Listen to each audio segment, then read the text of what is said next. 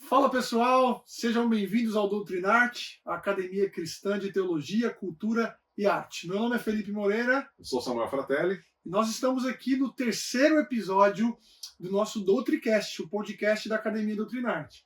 Nós já conversamos sobre liturgias, já conversamos sobre como nós integramos teologia, cultura e arte, e como nós prometemos no nosso último episódio, não é? Nós vamos falar hoje sobre um dos mais pedidos, se eu posso dizer assim, adoração. O que é adoração e o que a Bíblia tem a dizer sobre adoração? Mas antes que a gente se esqueça de relembrar algo muito importante que a pessoa tem que fazer antes de mais nada, Dê o seu like, se inscreva no canal, ative o sininho, ajuda a gente no engajamento. Por favor. Contamos com vocês. Contamos com vocês. E não deixe de assistir, né, os episódios anteriores. A gente tem procurado criar um caminho aqui em que cada episódio levante algumas bolas para que a gente possa ir cortando nos episódios seguintes. E hoje a gente vai conversar sobre adoração. E adoração é um tema que, seja diretamente ou indiretamente, a gente sempre está falando sobre isso, né, Samuel? Sim, com certeza. Se você é do Ministério de Louvor da sua igreja, se você é pastor, é líder, se você é um cristão que se preocupa em agradar o Senhor, em algum momento da sua vida você vai lidar com essa questão. O que é adorar a Deus verdadeiramente? E nas definições a gente sempre se perde quando a gente inclui louvor no meio. Sim. O que significa louvor e adoração? São a mesma coisa? Formas diferentes do mesmo tipo de prática que a gente tem que ter? E eu queria começar, Samuel, jogando para você essa questão. Como que a gente separa, primeiramente, os conceitos? O que é louvor e o que é adoração de uma maneira introdutória? Traz pra gente aí. De uma forma bem simples. Louvor é música rápida, adoração é música lenta. Obrigado. Bem-vindo ao Doutrinarte. Deus abençoe. Brincadeiras à parte. Mas você já deve ter ouvido isso. Com certeza, com certeza. Não, é muito comum, né, ter esse tipo de coisa. Vamos cantar algumas músicas de louvor e depois a gente põe algumas de adoração. Sim. Como se fosse exatamente isso. Aí depois parece que foram mudando o conceito. Não, tem a ver com a letra. Letra de louvor e letra de adoração. E se perdeu. Então a gente percebe que é um problema crônico da igreja entender o que é adoração. Sim. E sempre, o grupo de adoração. Então o resto da igreja não pertence ao grupo de adoração, é só os músicos, os cantores. Verdade. Por isso que eu já falei que a gente adotou na nossa igreja lá, é serviço de música. E não um grupo de louvor, grupo de adoração, é serviço de música. E as nomenclaturas na comunidade são muito importantes. Muito né? importantes. A gente falou sobre liturgias culturais, né? Culturais, automaticamente também no último episódio, e da importância de pensar na comunicação da própria igreja em tudo que ela faz, né? Inclusive no nome que ela dá aos seus ministérios. Né? Exatamente, isso é muito importante. Não tem a ver com o nosso assunto aqui, a gente pode até depois fazer um mais pra frente, falando sobre isso, que tem a ver com a cultura da igreja. Perfeito. Mas isso é muito importante mesmo. As nomenclaturas que a gente dá para as coisas dentro da igreja faz diferença. Com certeza. É o famoso caso do levita. Chama músico de levita. É uma do nomenclatura. Do altar. Né? Exatamente. Mas eu posso subir no altar? Não, aquilo é um palco, é uma plataforma. Exato. Aquilo não é o altar. Então, e achar que aquele lugar é especial. Exatamente. Não tem. Ali é só... É uma questão mais de circunstância que a gente tem. E necessidade, né? Tem um negócio mais visual, alto ali. etc. Tem todo um contexto aí. Né? Eu falo muito quando eu falo para os músicos, eu falei esse negócio de serviço de música, a gente está numa plataforma mais alta, que é para as crianças não virem pisar nos cabos. Sim, porque também. a gente tem uma posição melhor, superior. Exato. Né? Na verdade, é circunstancial. Exato. Mas agora focando no negócio dessa diferença que o pessoal fala de louvor e adoração. Se a gente pensar louvor, a palavra louvor, ela é elogiar, colocar os atributos de alguém em destaque. E aí a gente pode louvar, tanto é que a Bíblia fala sobre adorar somente a Deus, mas não de louvar somente a Deus. Sim. Se eu falar pra você, Felipe, você é um cara legal, gosto da forma que você fala, tô te louvando. Sim. Não tem nada a ver com adoração. E aí sim como, né? Estou te louvando. Mas então quando a gente fala em louvar, a própria palavra de Deus fala louvai ao Senhor, olhe os atributos de Deus e declare os atributos de Deus. Isso é louvor. Sim. Né? Ah, mas então a adoração o que é? Quando eu falo, entrego o meu coração. Não! Isso é simplesmente uma coisa que a gente fala. Mas a adoração tem a ver com vida. Perfeito. Né? A adoração tem a ver com propósito de existência. Né? O próprio Catecismo de Westminster, a primeira pergunta lá do Catecismo é o quê? Qual é a finalidade do homem? Né? Glorificar a Deus. E o que é glorificar a Deus? É adorar. É dar a glória a Ele. Aí não tem a ver com falar dos atributos dele, mas é a nossa vida ser para a glória de Deus. Sim. Como Paulo vai falar, quer comais, quer bebais, fazer tudo para a glória de Deus. Isso é adoração. Perfeito. Então a gente parte do contexto, né, e desse princípio de que a adoração é a nossa vida. Tá? Então, mas e a música entra onde? A música faz parte da nossa vida. Uma expressão disso. É uma expressão disso. Uhum. A música, a gente vai pensar como uma expressão daquilo que a gente é, dos nossos sentimentos, do nosso pensamento, da nossa cultura. E aí a gente vai fazer uma música que vai refletir a nossa adoração. Sim. Mas não é a nossa adoração. Sim. A adoração, ela acontece do momento em que você acorda até o momento em que você dorme. Não posso dizer dormindo, mas porque a gente perde a nossa consciência. Mas é a nossa vida. O porquê que eu vivo. Isso é adoração. Claro, então quando a gente tem nos momentos, a gente fala momentos de adoração da igreja, que é uma adoração comunitária, ali é onde a gente reunido como igreja vai trabalhando, então a gente vai falar palavras, cantar palavras que refletem o nosso dia a dia. Sim. Então o exemplo que eu dei, eu te dou o meu coração. Não é simplesmente que eu estou falando essa palavra, então agora se torna adoração. Sim, como fosse um roteiro mágico, místico. Exatamente. Né? Uhum. Mas é o fato de a minha vida tem esse anseio de pertencer ao Senhor, então eu canto isso para Ele. Perfeito. Aí faz sentido como adoração. Senão fica só uma música. Perfeito. Perfeito. Eu acho que você pontuou algo que é comum, né, como definição. A gente tem a famosa expressão, a adoração, ela não é um momento, ela não se define por um lugar, mas é um estilo de vida. Porém, eu acho que a gente tem que tomar cuidado de não pensar em estilo de vida como fosse algo que a gente, assim, hoje eu tô com esse humor, então eu pego essa forma de viver hoje e tal. Mas diz muito mais sobre identidade humana mesmo. Ser humano está relacionado a ser um ser que é adorador por natureza. E eu acho que a maneira mais saudável para a gente poder pensar isso, não sei se você concorda comigo, mas é partindo de uma perspectiva bíblica, não no sentido de texto prova que vai mostrar para a gente, não, a adoração é isso, mas de entender como que de Gênesis ao Apocalipse o próprio Deus apresentou para nós, e apresenta para nós, né, o propósito dele para o homem, que automaticamente responde a pergunta o que é a adoração. Sim. E aí, Samuel, você vai lembrar muito bem que acho que no nosso primeiro episódio a gente chegou a comentar sobre a ideia que muitos estudiosos têm hoje, defendem que nós cremos também que é um dos objetivos principais da narrativa de Gênesis, é apresentar toda a criação como um espaço sagrado. Né? Ou seja, os povos antigos tinham esse entendimento de que os templos físicos eram representações de realidades maiores. E para nós, né, que cremos no único Deus verdadeiro, a própria criação, Gênesis ali narrado nos 2 primeiros capítulos, tem como intuito trazer para nós, de uma forma poética, algo concreto, uma realidade, mas mostrando que essa realidade simboliza a habitação do próprio Deus entre nós aqui. E dentro disso está o ser humano. Sim. E aí eu acho que é interessante a gente pensar na criação do homem como aquele que é criado para o quê? Para ser alguém que faz parte desse ambiente, né, onde Deus se faz presente. Aí entra a minha pergunta. Se a adoração ela diz respeito à identidade humana, o ser humano foi criado com esse objetivo, e que nome que a gente dá para isso no final das contas? Sacerdote? Que é uma boa opção, hein? Vamos lá, diz pra gente um pouquinho sobre isso aí. Não, se a gente pensar, e aí como a gente tem falado, alguns autores, estudiosos têm debatido muito isso, e trabalhando a ideia da criação como um lugar sagrado, e a gente olhando para Gênesis, nós temos o Éden como sendo o templo mesmo. Uma representação do templo. E a gente já falou isso lá no primeiro episódio. O que significa templo para o mundo antigo? É um lugar onde céus e terras se unem. Perfeito. Tá? Então você teria a terra como um lugar sagrado, sim, toda ela como um lugar sagrado, mas aí você tem um lugar onde existe essa conexão. Sim. Como se fosse algum, eu já vi até livro, se fosse uma espécie de portal. Sim. Mas essa é onde céus e terras se juntam num lugar. É ali. Então, E à luz de todo o mundo antigo, todo o templo tinha um sacerdote. Perfeito. E o sacerdote é quem? É exatamente esse ser humano que vai ter essa conexão com a divindade, que se relaciona com a divindade e que ele é o responsável por cuidar daquele templo.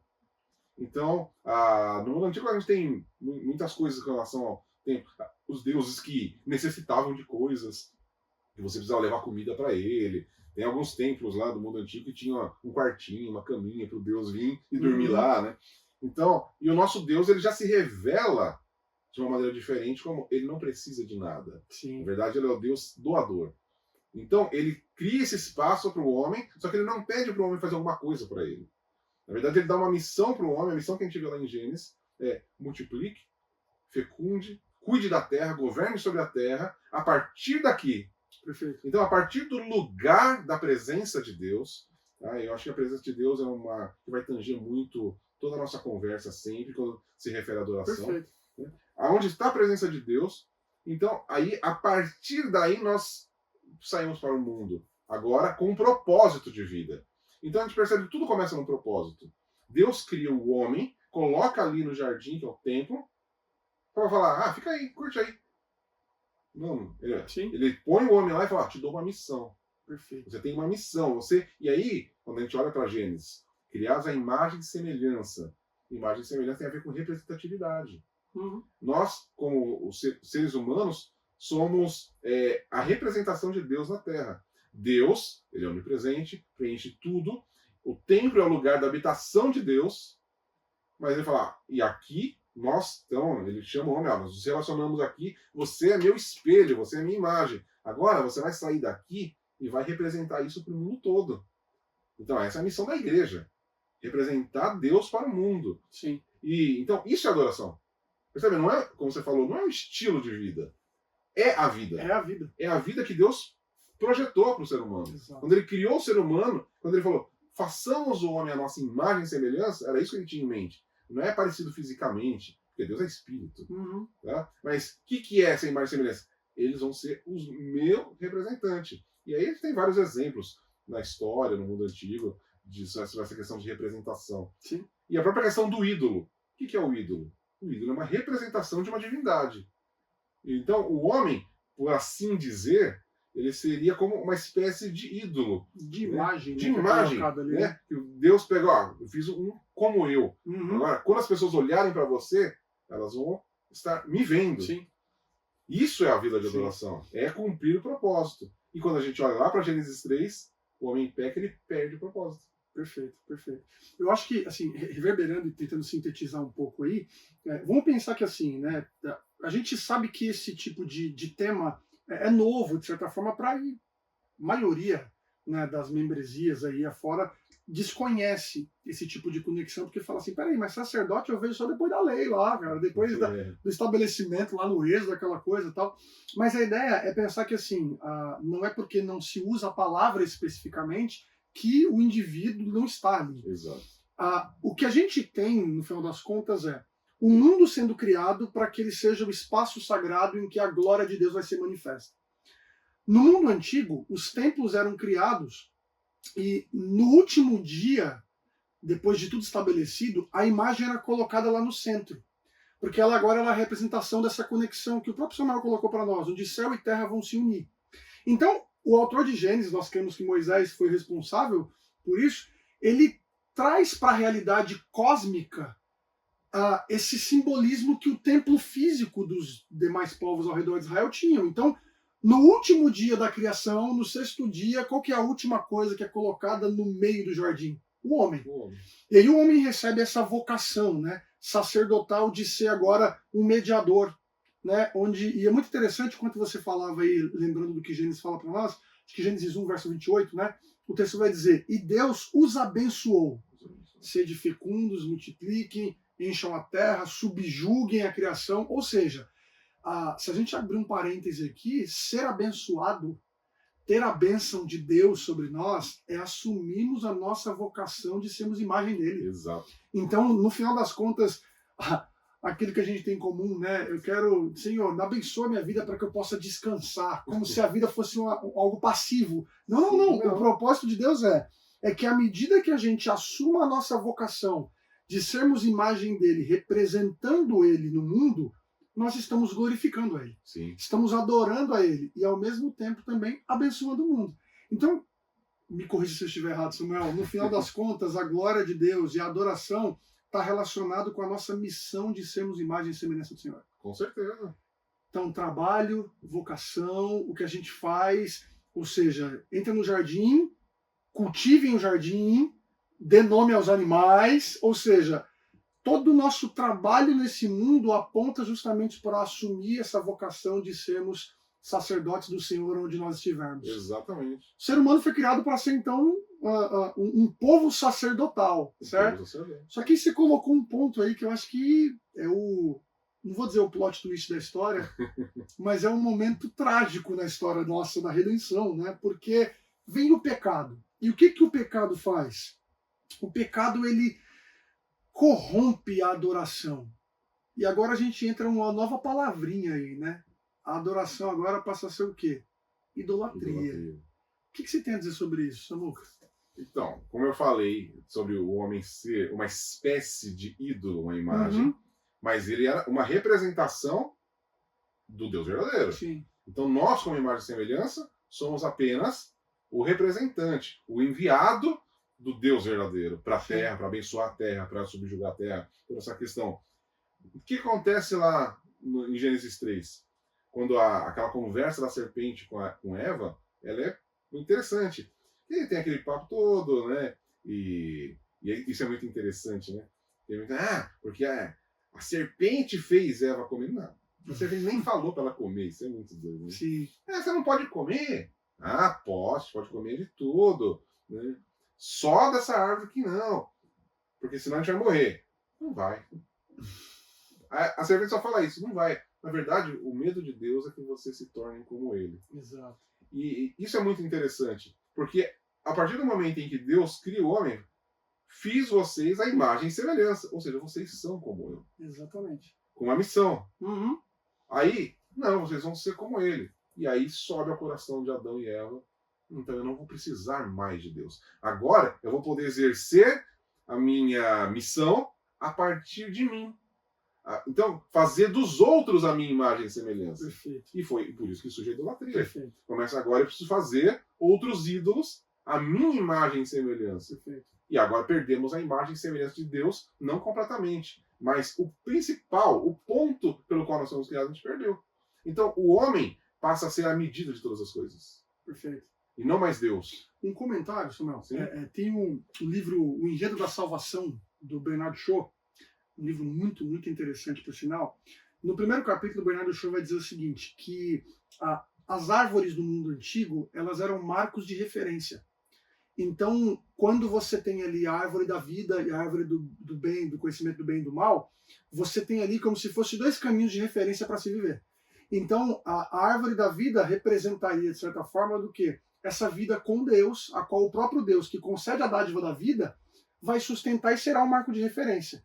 No final das contas, se eu estou entendendo o que você está querendo dizer, é como se o pecado de Adão e de Eva fossem trocar o seu marco de referência. Sim. Nós não vivemos mais a partir do Senhor, mas vivemos agora a partir de nós mesmos. Sim. Conhecimento do bem e do mal, agora quem determina somos nós. É mais ou menos isso? E uma coisa mais filosófica, o problema do pecado é epistemológico. A raiz da verdade agora foi trocada. Perfeito. Não vem mais de Deus, vem agora não é Deus que determina o que é certo ou errado, sou eu. Sou eu. Entendi. Então agora a verdade parte de mim, não mais de Deus. Então, por isso é a árvore do conhecimento. Uhum. Então é muito interessante pensar nessa questão do conhecimento, porque tem a ver com o que se torna a verdade a partir de agora. Eu determino, eu vou ser o detentor, não preciso mais de Deus. Sim. Então, o pecado, que é a queda, muita gente fala, foi a desobediência. Não, a desobediência já foi o final da coisa. Exatamente. Tudo começa... um sintoma depois, né? Sintoma. Uhum. A desobediência é consequência de um monte de outras coisas que já tomaram o coração. De inclinações do coração de Adão e agora. Eva. A primeira, por que eu tenho que ser dependente de outro? Eu sou autossuficiente. Eu posso determinar o que é verdade. Sim. Eu posso, a partir de mim, governar o mundo. Então, fazendo do próprio homem querendo ser Deus. Que foi exatamente que a serpente fala. Porque a partir do momento que vocês comerem, vocês serão como ele. Como o Senhor. Né? Então, opa, é minha chance. Eu vou me tornar Deus. E aí, eu já vi até alguns cristãos falando sobre isso. Porque nós somos pequenos deuses. Não somos pequenos deuses. Não somos. Somos criatura. Exatamente. A imagem e semelhança. O fato de achar que eu vou querer ser Deus, isso é idolatria. Isso é pecado. Isso é a queda em sua essência maior. Não. Nosso propósito é glorificar a Deus. E aí, a queda é isso. Não é? Então, quando a gente pensa... E aí todo pecado vai desdobrar nisso. Né? Eu vejo que a grande luta da igreja, não é o nosso assunto é a relação, mas que tem a ver. Porque o pecado é aquilo que ofende a Deus. Sim. Logo, não estamos glorificando, ou seja, deixamos de adorar. Uhum. Cada vez que cometemos um pecado, nós estamos deixando de adorar. Sim. Então, o contrário de adoração é o pecado. Perfeito. Esse é o ponto. E aí, se eu parto do pecado, pecado é, sei lá, roubar. Não, roubar, ele já é consequência da minha troca de verdade. E de um desejo de ter uma coisa que não é sua. Uma coisa que não é minha. Porque parte de... Eu agora sou parte de mim a ordem das coisas. Sim. Eu me sinto no direito de ter o que o outro tem. De pegar porque eu estou me sentindo Deus. Deus que tem o poder de dar e tirar, de dar a vida e tirar. Deus é assim. E o homem quer tomar para si. Não, se eu tenho isso aí, eu quero para mim. Isso. Então, a raiz de qualquer pecado, cita qualquer um, pense em qualquer pecado aí. Sempre a raiz vai estar da onde eu penso, da onde surge tudo isso. De mim mesmo. Eu olho para mim, eu decido. Sim. E é o melhor para mim. Sim. Eu sei que é melhor, essa é a verdade, vai fazer bem para mim, então, problema de quem for, eu vou fazer. Perfeito. Você falando aqui, e os textos vão pipocando em nós, assim, né? Então, por exemplo, Romanos 1, você tem uma síntese disso, né? Sim. Porque agora Paulo vai dizer, né, a partir do verso 18, que a ira de Deus é revelada dos céus contra toda a impiedade dos homens que fazem o quê? Suprimem a verdade. Suprimem a verdade. Pela injustiça. Exato. Então é interessante que não é suprimir a verdade pela mentira. É. Suprimem a verdade por uma nova forma de viver, um novo padrão de vida, de existência. E aí ele vai colocar aqui a humanidade indesculpável, né? Porque Deus se revelou a ela, Deus se apresentou a ela, mas ela escolheu dar as costas ao Senhor e viver a partir de si mesmo. O texto de Romanos lá fala dar a glória exatamente, a criatura, não mais ao Criador, né? Trocaram a glória de Deus. Exato. Isso é feito lá em Romanos 1 e depois a sentença em Romanos 3, né? Porque todos pecaram e carecem agora do quê? Da glória de Deus. A gente pode, querendo ou não, sintetizar aqui, pensando que assim, né? Para até facilitar o caminho da nossa reflexão para vocês, Deus criou o mundo, a realidade, e nos colocou dentro desse mundo aqui como seus agentes, né? Pessoas que vão testemunhar em nome dele, a glória dele, a beleza dele. À medida que nós vivemos, desenvolvemos essa criação e fazemos tudo aquilo que seja bom para que essa criação se desenvolva, é uma forma pela qual nós assumimos essa vocação para glorificar o Senhor. Porque tudo que nós fazemos em nossas mãos apontam para aquele que nos criou, né? Só que o pecado vem e faz o quê? Faz com que a gente escolha agora desconsiderar, tirar Deus da equação e pensar, não, eu consigo gerenciar a realidade e a existência agora a partir de mim mesmo, sozinho. Sim. E isso faz com que a gente crie ídolos, né? Exato. E aí os ídolos, eu sempre gosto de esquematizar da seguinte forma.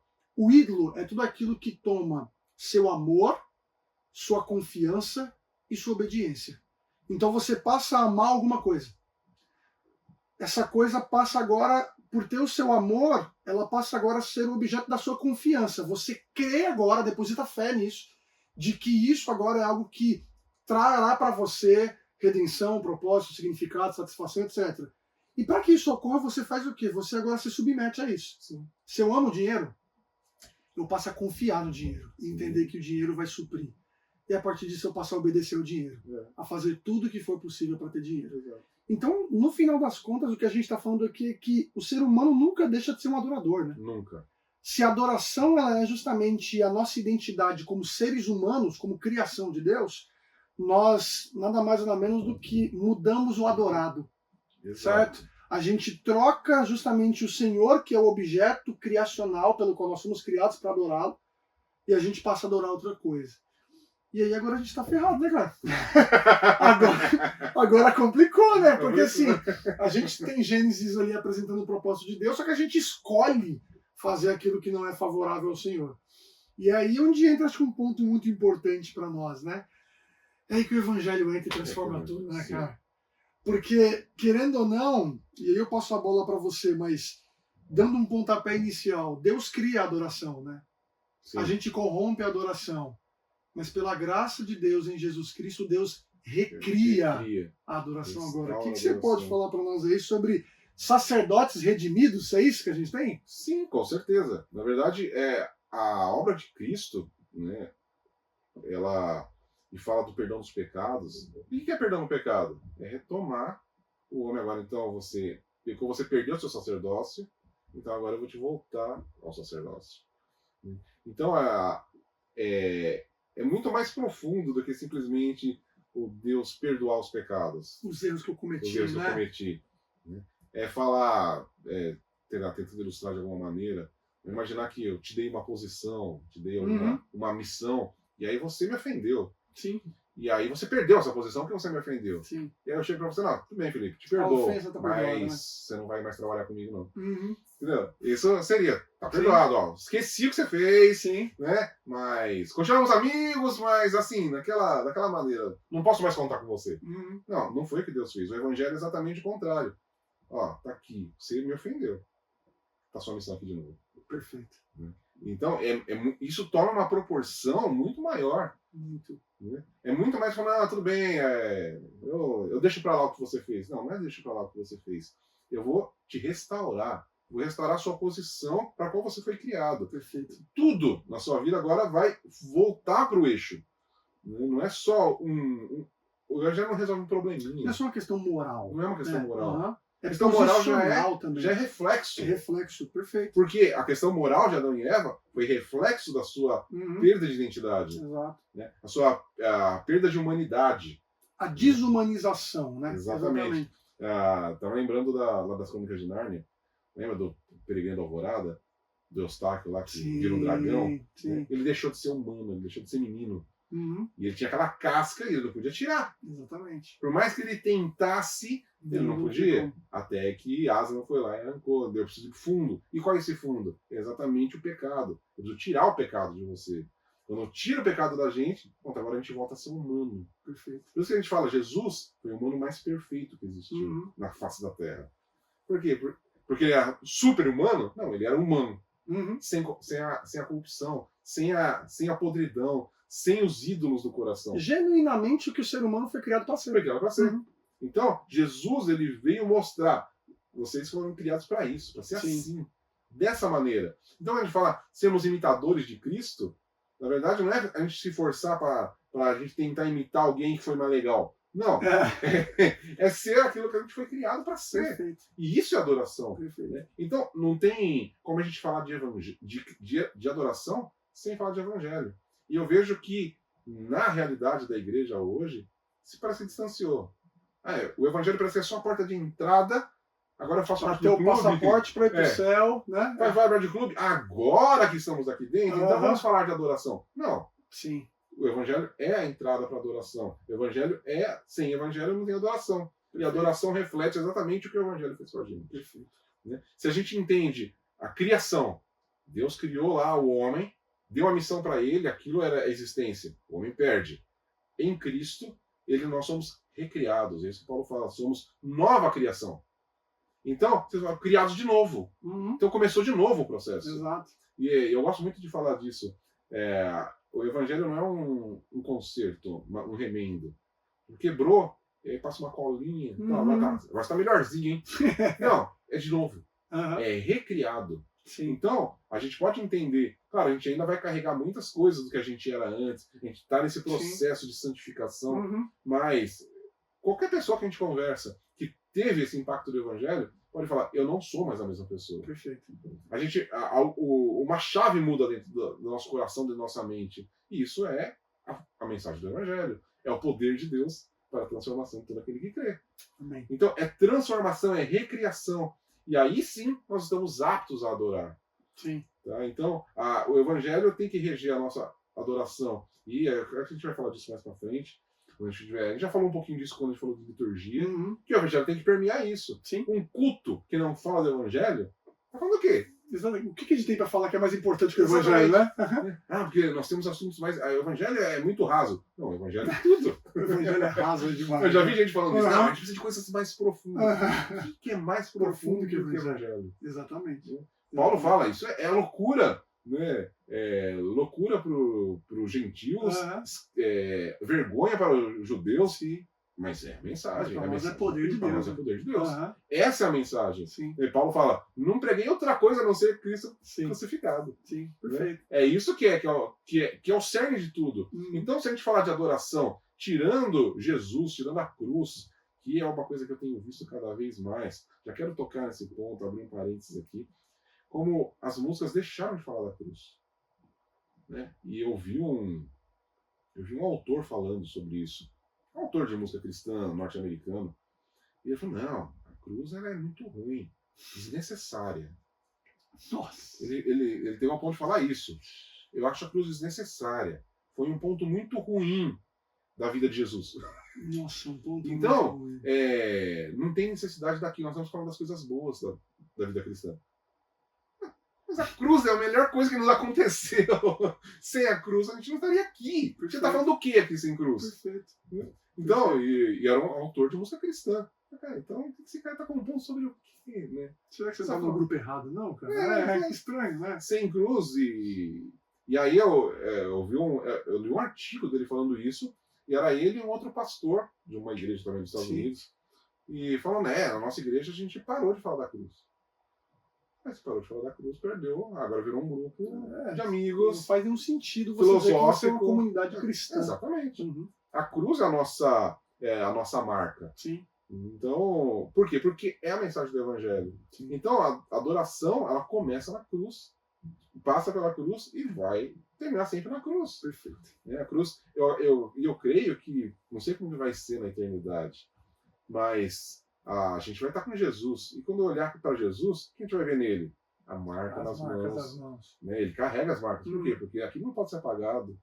Se a cruz fosse tão assim, quando Jesus tivesse seu corpo glorificado, melhor tirar isso aqui daqui, porque não quero trazer essas marcas. Né? É feio demais. Não quero trazer essas marcas que me lembram como eu sofri. Sim. Não, mas a gente vai olhar eternamente para as mãos de Jesus e ver aqueles furos na mão de Jesus. É por isso que eu estou aqui. Perfeito. É por isso que eu estou vivendo a eternidade com ele. Perfeito. Cara, que você está falando aí, enfim, os glória tá rolando aqui dentro, aqui, sabe? Eu estou assim pensando. Uma coisa que eu acho que é importantíssima, assim, até pegando todo o caminho, né? Deus tem o propósito de que o ser humano seja um sacerdote. O ser humano peca e agora ele se torna um fim em si mesmo, pelo menos é assim que, sem Cristo, nós entendemos que nós somos. Só que Deus não desiste disso, né? Deus não desiste de nos tornar esse povo sacerdotal. E aí a gente vai ver Melquisedeque, né, em Gênesis, algo meio obscuro, a gente não tem muitos detalhes a respeito de quem era. Só que aí depois a gente vai ver no próprio Êxodo a nação de Israel se tornando uma nação sacerdotal. Sim. Em que Deus coloca agora sobre uma comunidade inteira a responsabilidade de serem a imagem de Deus, se eu posso usar assim, né? Exato. Porque qual que é a linguagem dos profetas? Você será luz para as nações. Sim. Ou seja, você vai ser uma comunidade que, ao viver debaixo do senhorio, da lei do Senhor, vocês vão demonstrar o caráter de Deus. O cumprimento da lei não é mera moralidade, mas é evidenciar o caráter pleno e santo do Senhor e, ao fazer isso, atrair todos os povos para a nação. Só que Israel falha também. Falha também. E aí vem Jesus, e aí você apresentou muito bem para nós aqui, Jesus se apresenta como sacerdote. Ele é o sacerdote perfeito, e eu acho que um livro que traz isso para nós com muita beleza é o livro de Hebreus, né? Sim. Porque Hebreus 1 e Hebreus 2 ali mostram para nós o cumprimento ali, né, ou pelo menos imagens do Salmo 8 para nós ali, né? Sim. Quando o Salmo 8 fala que o ser humano foi coroado de glória, a gente vê Jesus como esse ser humano perfeito que assume a vocação que Adão não conseguiu, que Israel não conseguiu e que ninguém conseguiria. E ele agora é aquele que trilha a jornada do adorador perfeito, porque ele adora o Pai, se submete à obra do Pai, assume essa vocação humana de maneira plena, só que o que muda agora, e agora a gente pode usar como plot twist da história, é que o perfeito adorador também é o adorado, né? Também. Porque Jesus agora é aquele que ele propicia, essa palavra acho que é muito importante para nós, ele propicia, ele proporciona agora esse livre acesso até a presença de Deus, aonde ele nos conduz. Hebreus 8 fala isso, né? Jesus ele é como se fosse, né? O sumo sacerdote que rege como regente toda a criação agora a adorar o Senhor. Sim. Mas ele é no final o objeto da nossa adoração. Ele é o objeto da nossa adoração. Então acho que é muito bonito isso, cara. Muito. Olhar para Jesus e perceber que, apesar de nós escolhermos que não queremos adorá-lo, que não queremos viver para ele, no engano do nosso coração, na cegueira do nosso pecado, na dureza da pedra que há nesse coração pecaminoso aqui, Deus vem em Cristo, assume a missão que era nossa, cumpre tudo isso e agora se coloca como o nosso representante e aquele que nos dá poder pelo seu Espírito para poder viver essa vida agora em nome dele, né? Exato. Cara, isso é maravilhoso. É maravilhoso. Cara. Isso é Aí, maravilhoso. você falando aí, vê assim, você falou que Adão não conseguiu cumprir, Israel não conseguiu cumprir, mas ninguém conseguiria cumprir. Exato. Né? E acho que esse é o grande ponto. A gente nunca vai entender a sabedoria de Deus e os pensamentos de Deus são Paulo termina Romanos 11, depois de falar sobre o enredo da salvação, ele falou a profundidade da riqueza, né? A gente nunca vai conhecer. Exatamente. Mas uma coisa que a gente pode ler nas entrelinhas é exatamente Deus mostrando que nada a gente consegue fazer sem ele. Então ele deu o propósito para Adão, e eu conversava outro dia mesmo com o pessoal da igreja lá, né? E Deus sabia o que ia acontecer. Lógico que sabia. Sim, Deus não foi pego de surpresa. Sim. E mesmo assim ele cria o homem. Sim, porque ele sabia que o homem não quer conseguir, é uma criatura falha. Né? E ele deixa o homem cair, e aí cria a nação de Israel, mais uma vez mostrando como representação. E cada vez, eu acho muito interessante como tudo vai se ampliando. Sim. Tem agora um homem como sacerdote, um casal, né? Adão e Eva, como sacerdotes representando toda a humanidade, falha. Aí Deus chama Abraão, a partir de Abraão cria uma nação. Sim. Então agora você tem uma nação que representa Deus, que é uma nação sacerdotal. Perfeito. E aí nós temos agora a igreja, que aí não tem mais barreiras de língua, de nacionalidade, é um povo que representa Deus. Então sempre vai ampliando. Outro dia eu falei disso também lá na igreja, como até a própria questão dos sacrifícios vão sendo ampliados. Né?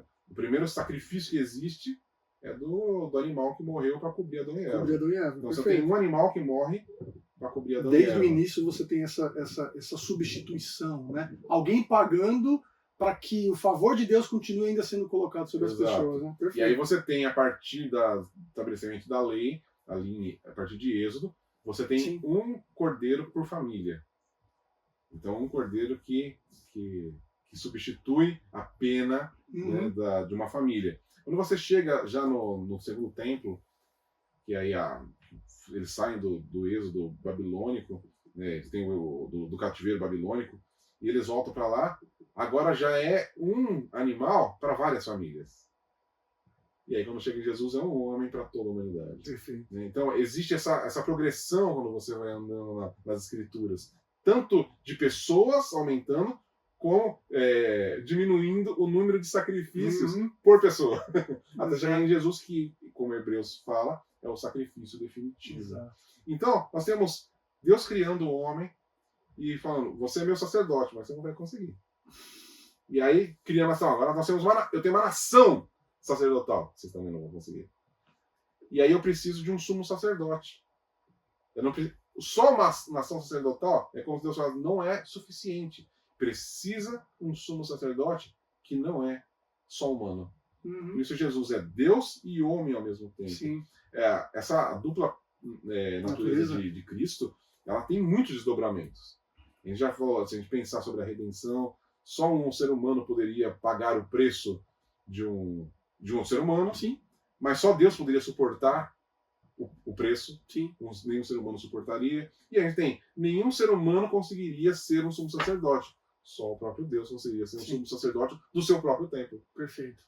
Então a gente tem agora, e aí fazendo esse contraste, como a gente já falou do começo, das outras divindades que exigem dos seres humanos que façam alguma coisa para eles se sentirem bem, nós temos o próprio Deus que desce, se tabernaculou entre nós, ele se faz templo no nosso meio, e ele mesmo, eu mesmo agora vou ser o sumo sacerdote de vocês. Sim. Eu mesmo vou fazer a conexão agora. Sim. E aí por isso que ele é o templo, porque ele é céus e terra em uma pessoa. Ele se torna o templo. E aí que é o ponto. Agora, nós como sacerdotes, unidos ao sumo sacerdote, nós conseguiremos cumprir a nossa missão. Se estivermos desconectados... Impossível. Impossível. Perfeito. Não, e aí tem muitos desdobramentos. Sim, a gente fica aqui até amanhã, se deixar, né? Mas um ponto, acho que importante do que você disse. A gente não quer levar um falso entendimento para vocês de que Deus foi meio que brincando e testando, né? Veio o homem, vamos testar. Não. Mas o ponto é que, assim, mesmo sabendo da incapacidade nossa de poder assumir a nossa responsabilidade para resolver o problema do pecado que veio sobre nós, pela nossa própria escolha de não querer adorar o Senhor acima de todas as coisas, a gente não pode esquecer que há um fio condutor de uma promessa redentiva. Sim. O sumo sacerdote Jesus Cristo, o homem e perfeito entre nós aqui, ele não foi um plano B de Deus, mas ele foi justamente a resposta de Deus ao mal. Quando a gente vê lá assim, a promessa que é feita para a mulher, da sua descendência virá aquele que pisará sobre a cabeça da serpente. Sim. A dinâmica da história da redenção vai preservando a linhagem de Eva, para que Jesus se achegasse ali e, apesar de nós, em nosso meio, se tornasse nosso representante. E você está falando, né? Jesus se faz como templo. João, o Evangelho de João, ele é um dos principais textos do Novo Testamento que mostra como que Cristo ele mostra que todas as instituições de Israel, o templo, o sacrifício, o sacerdócio, tudo isso, o sábado, apontava para ele como a plenitude disso. Sim. O diálogo de Natanael, eu preguei esse domingo em nossa igreja pela manhã, Natanael com Jesus é formidável, porque você vê Jesus chamando Natanael de um verdadeiro israelita, e em seguida uma expressão que, se você está atento à narrativa bíblica, Jesus está fazendo uma reverberação de algo que aconteceu. Quando ele diz, você está surpreso, mas verá um momento onde o Filho do Homem estará aqui e anjos subindo e descendo sobre ele. Onde que a gente vê isso? Em Jacó, Gênesis 26, né? 26 e 27 ali, onde Jacó ele vai ver uma visão, né? De uma escada que desce do céu. É como se Jesus colocasse assim agora, sabe as manifestações da presença de Deus no passado? Em mim agora tudo se encontra. Você quer ver a Deus? Você olha para mim. Você quer ter a realidade concreta da divindade aqui? Olha para mim. Então, o adorado veio até nós para nos proporcionar agora a adoração a Ele mesmo por meio dele. Né? Eu quero ler um texto aqui, Samuel, que eu acho que unifica muito bem o que a gente está falando aqui, que é 1 Pedro 2. Né? E eu acho que é interessante, depois de todo esse background que a gente deu para vocês aqui, esse contexto inteiro da narrativa da redenção, do propósito de Deus de criar a gente para adoração, a gente escolher a idolatria, mas mesmo assim Deus em Cristo não desistir disso, mas recriar, né, dentro desse propósito redentivo dele. Pedro vai encorajar uma igreja que está sofrendo por confessar a Jesus. E o que Pedro faz? Pedro dá conselhos aleatórios, dá apenas aquele tapinha nas costas? Não, fica firme, não. Pedro aplica o evangelho. Ele vai dizer o seguinte, à medida que se aproximam dele, verso 4 do capítulo 2, a pedra viva, rejeitada pelos homens, mas escolhida por Deus e preciosa para ele, vocês também, a igreja, estão sendo utilizados como pedras vivas na edificação de uma casa espiritual, para serem sacerdócio santo, oferecendo sacrifícios espirituais aceitáveis a Deus por meio de Cristo. Tá tudo aqui que a gente falou. Tudo aí. Tudo aqui. É como se Pedro estivesse falando assim, olha, a gente está sendo agora, na nova aliança, formados como a casa do próprio Deus. Deus não habita em templos feitos por mãos humanas. Ele habita em gente agora. Esse povo que se chama pelo nome dele é a casa espiritual a qual ele agora habita no meio desse povo. Só que ele diz o seguinte, essa casa espiritual nos torna agora o quê? Sacerdócio santo. Olha a temática do sacerdote aí. Sim.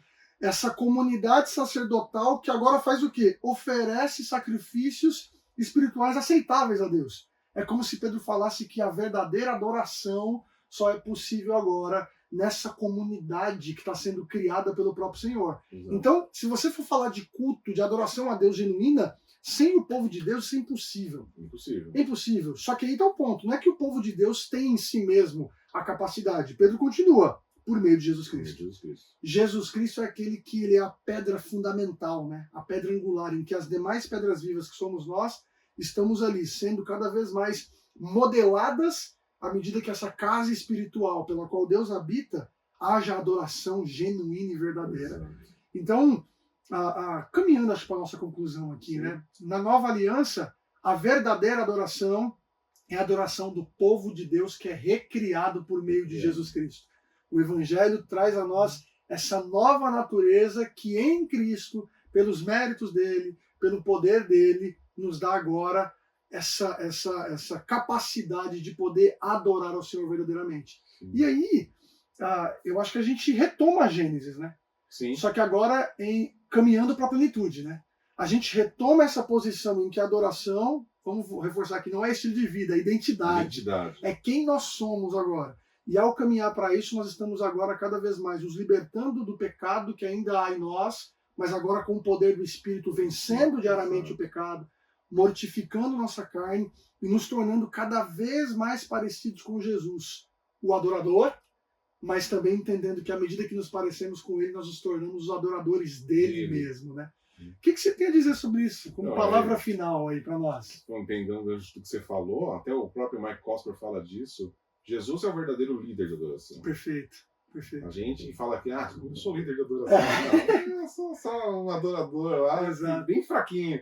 Jesus é o verdadeiro líder de adoração. Sim. E se não for ele liderando a nossa adoração, a gente não vai adorar direito.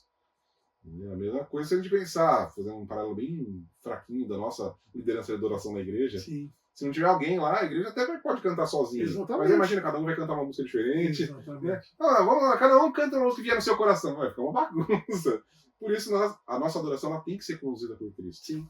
Ele conduz a nossa vida de adoração. Perfeito. E você falou nós temos o Espírito Santo, que é o que conduz todas as coisas. Né? É o que vai mostrar exatamente isso. Que a vida cristã, que é a vida de adoração, a vida de adoração é o quê? É uma total dependência de Deus. Perfeito. É falar a cada momento, eu não posso, eu não consigo, eu preciso. Eu preciso da liderança de adoração de Jesus, eu preciso do Espírito Santo conduzindo meus passos, eu preciso do Espírito Santo me capacitando, eu preciso do Espírito Santo me santificando. Então, na vida cristã, eu nunca posso falar, eu faço, eu consigo. Não, Sim. Isso não existe dentro do vocabulário cristão. Porque é sempre, eu posso nele. Paulo fala, posso todas as coisas naquele que me fortalece. Ele pode. E se eu estou nele, eu posso. Sim. É sempre ele. Então, e aí, a gente volta lá com a finalidade principal do homem, glorificar a Deus. Eu não posso nada sem ele. Perfeito. E aí a segunda parte do catecismo lá, né? Encontrar prazer nele. Então porque é uma vida de adoração, ela não é aquela, eu tenho que fazer isso. Porque senão eu vou sofrer consequências. Não. Eu quero fazer porque é a melhor coisa que existe no mundo. Estar com Deus, me relacionar. E aí pensar, eu falo muito isso pro pessoal na igreja. Eu não tenho que orar. Eu preciso orar. Perfeito. Nós, como seres, não precisamos falar com Deus. Deus não precisa da nossa oração. A gente não ganha pontos se a gente ora, mas a gente é transformado quando a gente ora. Quando a gente canta na igreja, Deus não se torna mais Deus, ele não fica mais feliz, porque ele é pleno, né? Mas nós precisamos adorar. Sim. E aí nós precisamos disso, e isso nos dá prazer. Tenho certeza que você vai compartilhar isso comigo. Quando você participa de um culto, aquilo é prazeroso. Com certeza. Aquilo não é, eu não queria estar em casa assistindo um jogo de futebol. Não, eu queria estar aqui mesmo, sim, porque é o melhor lugar. Conversar, sim, com os meus irmãos, ter a comunhão, participar da mesa do Senhor, do pão e do vinho. Sim. Aquilo é prazeroso. Sim. Então, a gente vai encontrar prazer na adoração. Perfeito. Sabe uma coisa que você está comentando aí que eu fiquei pensando? A gente tem aquela coisa muito legalista do exercício da vida cristã. Sim. E a gente pensa que a adoração também parte disso, né? De cumprir a lei corretamente para que a gente adore a Deus corretamente. Mas a gente não pode esquecer que a lei, ela veio posterior ao encontro com Deus. Sim, né? Exatamente. Tudo aquilo que nós fazemos, que é formalizado pela própria palavra de Deus, veio depois da experiência com o próprio Senhor. Sim. A ceia do Senhor, ela não foi escrita para ser cumprida, ela foi vivenciada. Exato. E depois prescrita para nós. Exato. Né? Então, assim, a comunidade, ela se encontra com o Senhor. E nós depois temos aquilo que é normativo da parte de Deus para que a gente não desalinhe. Sim. Mas a gente não pode esquecer que o objetivo é sempre o encontro com Deus. Sim. E o encontro com Deus nos constrange, nos humilha, nos leva a essa consciência de que nós precisamos dele, e o que é mais maravilhoso é que ele nos quer. Sim. Eu acho que isso que é o mais belo. Maravilhoso. Nós precisamos de Deus, nós não temos nada a dar para Deus, nós não temos nada que motive o Senhor a restaurar nosso culto a Ele mesmo, mas Ele quer. Ele quer. Ele deseja. E esse é o amor do Senhor por nós, Sim. né? Eu acho que a gente pode terminar com uma palavra pastoral, né? Onde a gente precisa, nas nossas comunidades, relembrar as pessoas, e somente por meio do Evangelho.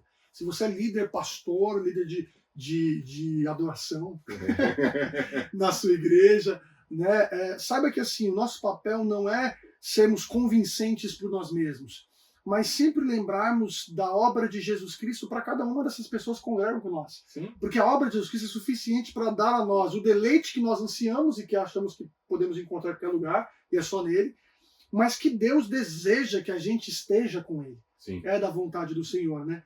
E aí, minha última fala aqui, eu acho que é lembrar Romanos 12, né? Acho que talvez o pessoal está na expectativa desse texto. E Romanos 12, ele coroa para nós, acho que de alguma forma que nós conversamos aqui, porque ele diz para nós o seguinte, né? Paulo, ao se voltar para a igreja de Roma, rogo pelas misericórdias de Deus. Eu rogo pelo que Deus fez por vocês, que vocês se apresentem a Ele como um sacrifício vivo, santo e agradável. E isso é o quê? É a adoração com entendimento. É o culto racional de vocês. Para adorar o Senhor, a gente tem que começar no Evangelho. E é o Evangelho que vai dar sentido, propósito, que vai resolver o problema que nós não sabemos lidar. Exato. E nos colocar, né, diante do Senhor como verdadeiros adoradores que adoram Ele em espírito e em verdade. Sim. Suas palavras finais, meu irmão? Depois disso, até difícil falar palavras finais. Mas é olhar para Jesus, ele de Hebreus, o autor e consumador da nossa fé, Amém. nosso sacerdote, nosso sumo sacerdote, e olhar para ele e falar, não existe nada mais que eu possa fazer nessa vida que tenha um efeito eterno. Só adorar o Senhor. Nada, tudo aqui, tudo passa. A própria palavra fala, tudo vai passar. Esse mundo vai passar, a gente vai passar. Sim. Daqui uns anos a gente não vai estar mais aqui. Sim. Mas se a gente viver para Ele, a gente vai deixar marcas nesse mundo, que é o sacerdócio. Sim. Marcas nesse mundo que próximas gerações vão se voltar para Deus. A gente vive disso. A gente olha para os homens do passado. A própria palavra de Deus tem tantos homens que viveram para Ele. Com falhas, a gente vai falhar, a gente falha todo dia, mas homens que deixaram marcas. E nós temos na história da igreja homens e mulheres que deixaram marcas aí e que nos impactam. E que a gente possa impactar também as próximas gerações. Perfeito. Então a gente vai pensar nessa nossa adoração não só agora, mas uma adoração a Deus, um glorificar a Deus, um fazer para Deus que vai deixar um legado. E eu penso muito nesse legado de adoração. Perfeito. Eu tenho filhos e eu penso, o que meus filhos vão aprender sobre adoração comigo? Porque eles vão ser adoradores da próxima geração. Perfeito. E eles têm que formar uma nova geração de adoradores. Porque senão uma hora morre. Exato. Que é o que a gente vê na história de Israel. Eles foram arrefecendo sua devoção. Chegou uma hora que o povo já estava afastado de Deus. E aí sempre precisava levantar um profeta que causava... Era sempre um negócio doído. E a gente não quer isso para a igreja de Cristo. Com certeza. A gente quer uma igreja sempre saudável, uma igreja sempre vivendo para a glória de Deus. Então, além de buscar eu viver para a glória de Deus, é conduzir as outras pessoas também a viver para a glória de Deus, deixando um legado para as próximas gerações. Perfeito. O que você achou de tudo isso? Curtiu o nosso papo de hoje? Se você tem alguma dúvida, eu espero que você tenha deixado nos comentários aí suas reverberações. A gente incentiva, a gente quer conversar com vocês, para que vocês também ajudem a gente a poder pensar a respeito de assuntos tão essenciais para nós aqui. E com toda certeza, sozinhos a gente nunca vai conseguir desenvolvê-los, não é, Samuca? Sim. Então, não deixa de deixar o seu curtir, compartilhe, envia para o grupo da sua igreja, seu pastor lá, envia para o grupo de louvor, envia para essa galera aí para que a gente possa reverberar todas essas lições aqui e que o Senhor possa abençoar a sua comunidade aí. Sim, como ele falou, deixa seu comentário, deixa as suas percepções, e você pode sugerir temas que você gostaria também boa. de...